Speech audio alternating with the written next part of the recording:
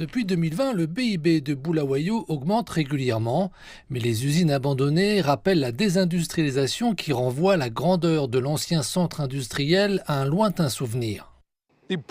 Derrière moi, ces wagons de chemin de fer hors service transportaient quotidiennement plusieurs tonnes de matières premières vers les industries locales. Leur nombre indique à quel point la ville était autrefois animée. Les autorités municipales veulent rétablir ce statut et courtisent les investisseurs pour une zone économique spéciale. Cette dernière, bientôt établie, exploitera les vastes ressources en bétail et en minerais de la région.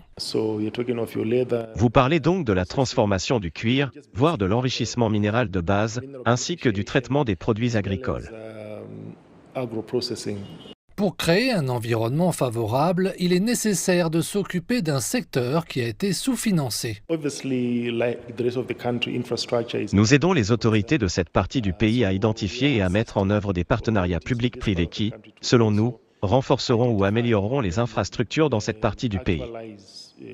Il s'agit de réparer les réseaux ferroviaires et routiers et de s'occuper de l'approvisionnement en eau dans cette région sujette à la sécheresse.